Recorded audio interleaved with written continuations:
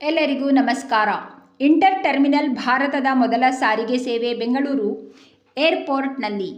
ಬೆಂಗಳೂರಿನ ಕೆಂಪೇಗೌಡ ಅಂತಾರಾಷ್ಟ್ರೀಯ ವಿಮಾನ ನಿಲ್ದಾಣದಲ್ಲಿ ಕೆಇಎ ಅಂದರೆ ಕೆಂಪೇಗೌಡ ಇಂಟರ್ನ್ಯಾಷನಲ್ ಏರ್ಪೋರ್ಟ್ ಸಾರಿಗೆ ಸೌಕರ್ಯ ಅಭಿವೃದ್ಧಿ ಮಾಡಲು ಬೆಂಗಳೂರು ಅಂತಾರಾಷ್ಟ್ರೀಯ ವಿಮಾನ ನಿಲ್ದಾಣ BIAL ಮುಂದಾಗಿದೆ.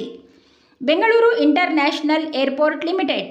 ಟರ್ಮಿನಲ್ ಅಂದರೆ ವಿಮಾನ ನಿಲ್ದಾಣ. ಪ್ರಯಾಣಿಕರು ಒಂದು ಕಡೆಯಿಂದ ಮತ್ತೊಂದು ಕಡೆಗೆ ಹೋಗಬೇಕಾದರೆ ಸುಲಭವಾಗಿ ಮತ್ತೊಂದು ವಿಮಾನ ನಿಲ್ದಾಣಕ್ಕೆ ಹೋಗಲು ಈ ವ್ಯವಸ್ಥೆ ಮಾಡಲಾಗುತ್ತಿದೆ.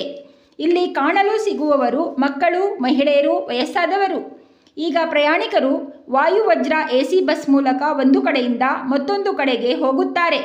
BIAL Bengaluru international airport limited ಚಾಲಕರು ಇಲ್ಲದ ವಿದ್ಯುತ್ ಚಾಲಿತ ರೈಲು ವ್ಯವಸ್ಥೆ ಕೊಡಲು ಮುಂದಾಗಿದೆ. ವಿಮಾನ ನಿಲ್ದಾಣದಲ್ಲಿ ವರ್ಷದಿಂದ ವರ್ಷಕ್ಕೆ ಪ್ರಯಾಣಿಕರ ಪ್ರಮಾಣ ಹೆಚ್ಚು ಆಗುತ್ತಿದೆ. 2024-2025ರಲ್ಲಿ 41 ಮಿಲಿಯನ್ ಪ್ರಯಾಣಿಕರನ್ನು ಒಂದು ಕಡೆಯಿಂದ ಇನ್ನೊಂದು ಕಡೆಗೆ ವಿಮಾನ ಕರೆದುಕೊಂಡು ಹೋಗಿದೆ. ವಿಶೇಷ ಚೇತನರು ಅಂದರೆ ಅಂಗವಿಕಲರು, ವಯಸ್ಸಾದವರು, ಅಗತ್ಯ ಇದ್ದ ವ್ಯಕ್ತಿಗಳಿಗೆ ಗಾಲಿ ಕುರ್ಚಿ ಸಹಾಯ ಕೇಂದ್ರ ಒದಗಿಸಿದೆ. ಗಾಲಿ ಕುರ್ಚಿ ಅಂದರೆ ವೀಲ್ ಚೇರ್. ಜನದಟ್ಟಣೆ ನಿರ್ವಹಿಸಲು ರಾಜ್ಯ ಸರ್ಕಾರ ಅಂತಾರಾಷ್ಟ್ರೀಯ ವಿಮಾನ ನಿಲ್ದಾಣ 2 ನಿರ್ಮಾಣಕ್ಕೆ ಮುಂದಾಗಿದೆ.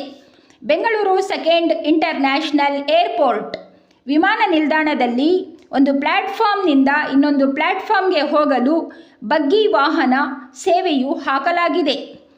ಪ್ಲ್ಯಾಟ್ಫಾರ್ಮ್ ಅಂದರೆ ವೇದಿಕೆ. ಬೆಂಗಳೂರು ಎಷ್ಟೇ ಅಭಿವೃದ್ಧಿ ಆದರೂ ಕಸ ಮಾತ್ರ ಕಂಡಲ್ಲಿ ಕಾಣಲು ಸಿಗುತ್ತದೆ.